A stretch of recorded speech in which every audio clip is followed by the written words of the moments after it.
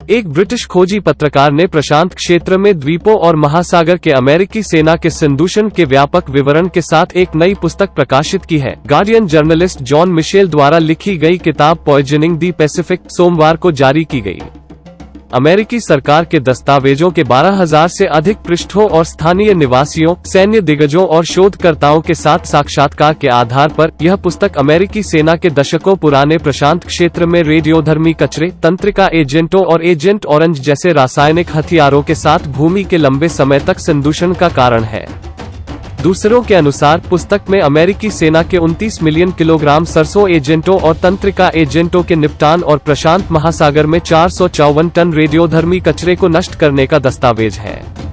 यह अमेरिकी सेना के तंत्रिका एजेंटों के उपयोग को भी दर्शाता है, जिसमें सरीन भी शामिल है, जो अमेरिकी सरकार के दस्तावेजों की पुष्टि करता है कि हवाई के पास जॉनसन एटोल पर विनाश के लिए स्लेट करते हुए पर्यावरण में लीक हो गए थे।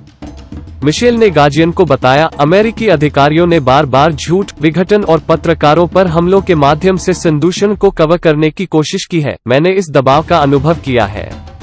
सहकर्मियों ने मुझे अपनी जांच जारी रखने के खिलाफ चेतावनी दी। मुझे विशेष रूप से FOIA, US freedom of information act दाखिल करने और सबूतों के लिए खुदाई करने के लिए प्रेरित किया। सबूतों के लिए खुदाई करना ओकिनावा के एजेंट ऑरेंज के सामने आने वाले दिग्गजों के लिए मेरे शोध का बहुत वास्तविक प्रभाव था, उन्होंने कहा।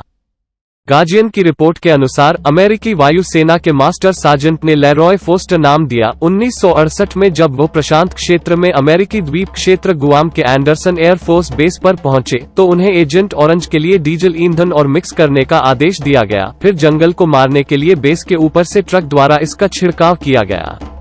उनकी रिपोर्ट के अनुसार फोस्टर को बाद में त्वचा की गंभीर शिकायत का सामना करना पड़ा और अंततः 2018 में मरने से पहले वो पार्किंसंस और इस्केमिक हृदय रोग से पीड़ित हो गया। उनकी बेटी को एक किशोर के रूप में कैंसर था और उनकी पोती 12 उंगलियों, 12 पैर की उंगलियों और एक दिल की बड़बड़ाहट के साथ पैदा हुई थी। मिशेल ने कहा, मेरी रिपोर्टिंग ने इन बीमार पुरुषों और महिलाओं को अमेरिकी सरकार से मुआवजा प्राप्त करने में मदद की है। खोजी पत्रकारिता अंततः एक ऐसा काम है जो दुराचार से पीड़ित लोगों को न्याय दिलाने में मदद करना चाहिए, जिसके लिए वे हकदार हैं।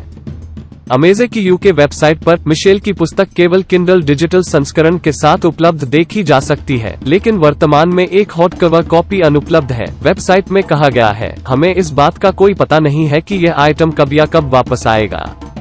वाशिंगटन में अमेरिकन यूनिवर्सिटी में राजनीतिक नृविज्ञान के प्रोफेसर डेविड विने अमेज़न द्वारा प्रकाशित समीक्षाओं के बीच base nation, how US military bases abroad harm America के लेखक ने भी कहा, पैसिफिक को जहर देना मानव की अभूतपूर्व व्यापक अभिव्यक्ति है और पूर्वी एशिया, संयुक्त राज्य अमेरिका और उसके उपनिवेशों क्षेत्रों में अमेरिकी वार्मिंग, हथियारों के परीक्षण, प्रशिक्षण और दैनिक सैन्य गतिविधि के लगभग एक सदी के कारण पर्यावरणीय क्षति हुई।